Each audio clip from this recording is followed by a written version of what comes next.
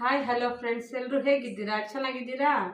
ನಾನು ಚೆನ್ನಾಗಿದ್ದೀನಿ, ನೀವು ಚೆನ್ನಾಗಿದ್ದೀರಾ ಅಂತ ಅಂದ್ಕೊತಿದ್ದೀನಿ.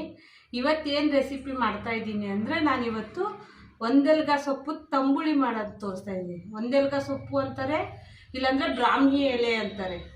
ಇದೆಲ್ಲ ಪಾಟಲ್ಲೇ ಬೆಳೆದಿರುತ್ತೆ. ಈ ಸೊಪ್ಪೆ ನೋಡಿ, ಈ ಥರ ಇರುತ್ತೆ ಒಂದೆಲ್ಗ ಸೊಪ್ಪು ಅಂತ. ಇದು ಬಳ್ಳಿ ಥರ ಇರುತ್ತಿದ್ದು. ಈ ಸೊಪ್ಪು ತುಂಬ ಒಳ್ಳೆಯದು ಮಾತ್ರ.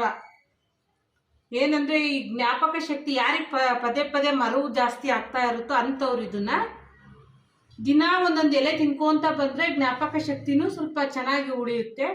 ಮತ್ತು ಪದೇ ಪದೇ ಮರ್ತೋಗೋರಿಗೆ ಇದು ಒಳ್ಳೆಯದು. ಮತ್ತು ಶುಗರ್ ಇದ್ದವರು ಊಟದಲ್ಲಿ ದಿನನಿತ್ಯ ಸೇರಿಸ್ಕೊತ ಬಂದರೆ ಶುಗರ್ ಅವಾಯ್ಡ್ ಆಗುತ್ತೆ. ಹಾಗಾಗಿ ಇದನ್ನ ತುಂಬ ತಗೊಳ್ಳೋದ್ರಿಂದ ತುಂಬ ಒಳ್ಳೆಯದು. ಕೂದಲು ಉದುರೋದಕ್ಕೂ ಸ್ವತಃ ಈ ಸೊಪ್ಪು ಒಳ್ಳೆ ರಾಮಬಾಣವಾಗಿರುತ್ತೆ. ಹಾಗಾಗಿ ಇದು ತಂಬುಳಿ ಮಾಡೋದು ಹೇಗೆ ಅಂತ ತೋರಿಸ್ತೀನಿ, ಬನ್ನಿ. ಫಸ್ಟ್ ಈಗ ಸೊಪ್ಪನ್ನ ನಾನು ಚೆನ್ನಾಗಿ ತೊಳ್ಕೊಂಬರ್ತೀನಿ. ನೋಡಿ ಫ್ರೆಂಡ್ಸ್, ಸೊಪ್ಪನ್ನೆಲ್ಲ ಈಗ ಹೆಚ್ಚಿ ಚೆನ್ನಾಗಿ ತೊಳ್ಕೊಂಬಂದಿದ್ದೀನಿ. ಈಗ ಇದನ್ನ ಮಾಡೋ ವಿಧಾನ ತೋರಿಸ್ತೀನಿ. ಮತ್ತು ಬೇಕಾಗಿರೋ ಐಟಮ್ಸು: ಒಂದೆರಡು ಮೆಣಸಿನ್ಕಾಯಿ, ಕಾಯಿ ತುರಿ, ಸ್ವಲ್ಪ ಹುಣಸೆಹಣ್ಣು, ಉಪ್ಪು, ಬೆಳ್ಳುಳ್ಳಿ, ಜೀರಿಗೆ, ಕಾಳು ಮೆಣಸು, ಒಂದು ಕಪ್ ಗಟ್ಟಿ ಮೊಸರು ಆದರೂ ತೊಗೊಬೋದು, ಇಲ್ಲ ಮಜ್ಜಿಗೆನಾದರೂ ತೊಗೊಬೋದು, ಯಾವುದಾದ್ರೂ ತೊಗೊಬೋದು. ಇದು ನಮ್ಮ ಇಷ್ಟ ಅಷ್ಟೇ, ಯಾವುದಿರುತ್ತೋ ಅದು. ಆದರೆ ಹುಳಿ ಬೇಡ, ಆದಷ್ಟು ಸ್ವಲ್ಪ ಚೆನ್ನಾಗಿರೋದನ್ನೇ ತೊಗೊಳ್ಳೋಣ. ಹುಳಿ ಇರೋದಾದರೆ ಬೇಡ. ಈಗ ಮೊದಲಿಗೆ ಸ್ವಲ್ಪ ನಾನು ಕಾಳು ಮೆಣಸು ಮತ್ತು ಜೀರಿಗೆನ ಹುರ್ಕೊತಿದ್ದೀನಿ. ಈಗ ಇದಕ್ಕೊಂದು ಅರ್ಧ ಸ್ಪೂನ್ ತುಪ್ಪ ಹಾಕು ಇದು ಮಾಡ್ಕೊಬೋದು, ತುಪ್ಪ ಇದ್ದವರು. ನಾನು ತುಪ್ಪ ಜಾಸ್ತಿ ಯೂಸ್ ಮಾಡಲ್ಲ, ಅದಕ್ಕೋಸ್ಕರ ಒಂದು ಸ್ವಲ್ಪ ಎಣ್ಣೆ ಹಾಕ್ಕೊತಾ ಇದ್ದೀನಿ. ಒಂದು ಅರ್ಧ ಸ್ಪೂನಷ್ಟು ಎಣ್ಣೆ ಹಾಕ್ಕೊತಾ ಇದ್ದೀನಿ. ಇದರಲ್ಲಿ ಕಾಳು ಮೆಣಸು ಮತ್ತು ಜೀರಿಗೆನ ಹುರ್ಕೊತೀನಿ. ಸ್ವಲ್ಪ ಲೈಟಾಗಿ ಹುರ್ಕೊತೀನಿ ಅಷ್ಟೇ.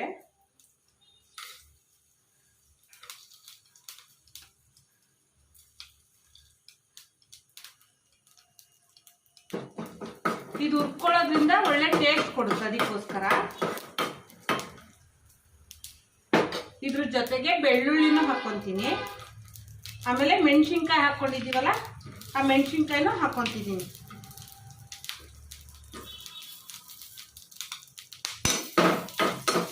ಇವನ್ನ ಸ್ವಲ್ಪ ಹುರ್ಕೊಂಡ್ರೆ ಸಾಕು, ತುಂಬ ಬೇಡ.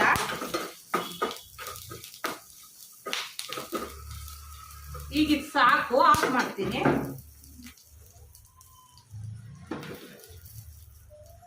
ಇಚ್ಚೂರು ತಣ್ಣಗಾಗಿದೆ. ಮಿಕ್ಸಿ ಜಾರ್ ತೊಗೊಂಡಿದ್ದೀನಿ. ಈ ಸೊಪ್ಪನ್ನ ಇದ್ರೊಳಗೆ ಹಾಕ್ತಿದ್ದೀನಿ. ಫಸ್ಟ್ ಮಿಕ್ಸಿ ಜಾರಿಗೆ ಸೊಪ್ಪನ್ನೇ ಹಾಕ್ಕೊತಾ ಇದ್ದೀನಿ. ಸೊಪ್ಪನ್ನ ಕೈಯಲ್ಲೇ ಹಿಂಗೆ ಕಿತ್ತಿ ಎರಡು ಭಾಗ ಮಾಡಾಕ್ಬೋದು, ಯಾಕಂದ್ರೆ ಸ್ವಲ್ಪ ಇದಿರುತ್ತೆ, ಅದಕ್ಕೋಸ್ಕರ ಅಷ್ಟೇ. ಸ್ಮೂತಾಗಿರುತ್ತಲ್ಲ, ಬೇಗ ಇದಾಗುತ್ತೆ.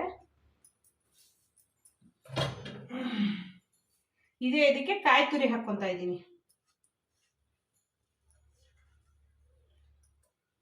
ಹುಣಸೆಹಣ್ಣು ಹಾಕ್ಕೊತಾ ಇದ್ದೀನಿ. ಆಮೇಲೆ ಎಣ್ಣೆನ ಹುರ್ಕೊಂಡ್ವಲ್ಲ,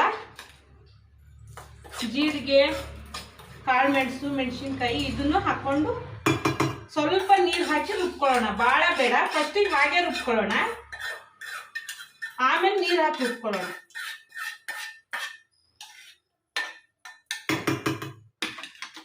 ಇದು ಒಂದಕ್ಕೊಂದು ಎಲ್ಲ ಬೆರಿಬೇಕು, ಅದಕ್ಕೋಸ್ಕರ ಈಗ ಇದನ್ನ ಹಾಗೆ ರುಬ್ಕೊಂತೀನಿ.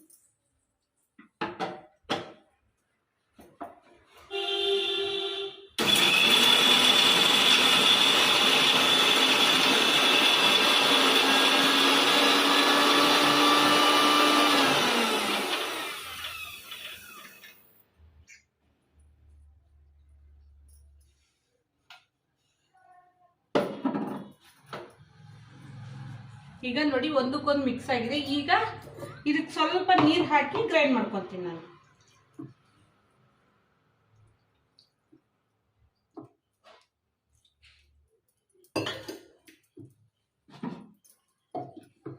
ಈಗ ರುಬ್ಬಿದ್ದೀನಿ, ಇದನ್ನ ಪಾತ್ರೆಗೆ ಹಾಕ್ಕೊತಾ ಇದ್ದೀನಿ.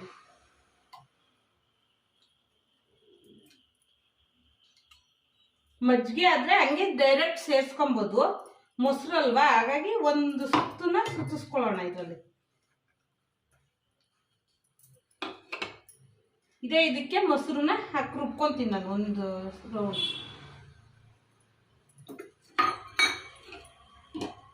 ಮೊಸರನ್ನು ಮಿಕ್ಸಿ ಮಾಡ್ಕೊಂತೀನಿ. ಈಗ ಮೊಸರು ರುಬ್ಕೊಂಡಿದ್ದೀನಿ ನೋಡಿ, ಇದನ್ನು ಇದಕ್ಕೆ ಸೇರಿಸ್ತಾ ಇದ್ದೀನಿ.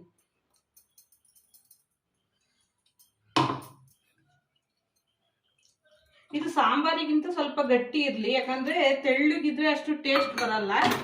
ಅದಕ್ಕೋಸ್ಕರ ಗಟ್ಟಿಗೆ ಇರಲಿ. ತಂಬುಳಿ ಅಂದ್ರೆ ಗಟ್ಟಿಗೆ ಇರಬೇಕು.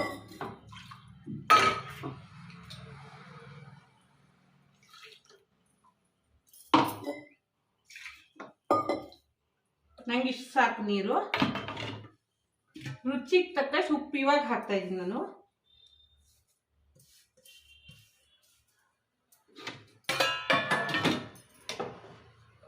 ಈಗ ಇದನ್ನ ಚೆನ್ನಾಗಿ ಮಿಕ್ಸ್ ಮಾಡ್ಕೊಳ್ಳೋಣ.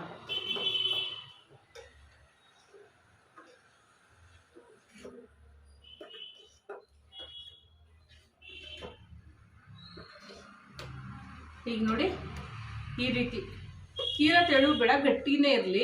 ಆದಷ್ಟು ಗಟ್ಟಿ ಇದ್ರೆ ಚೆಂದ ಇದೆ. ಈಗ ಇದಕ್ಕೆ ಒಗ್ಗರಣೆ ಹಾಕೋಣ.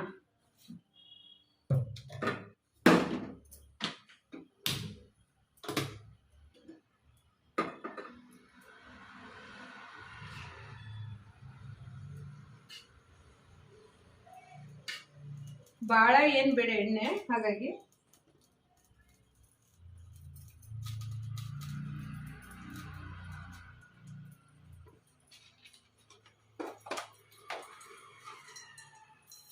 ಸಾಸಿವೆ ಹಾಕ್ತಾ ಇದ್ದೀನಿ, ಮತ್ತೆ ಜೀರಿಗೆ ಹಾಕ್ತಿದ್ದೀನಿ.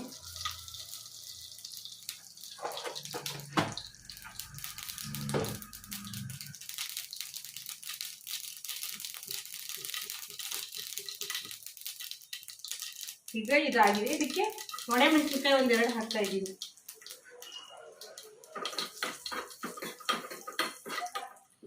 ಈಗ ಇದಾಗಿದೆ, ಒಗ್ಗರಣೆ ಹಾಕ್ತೀನಿ ನಾನು.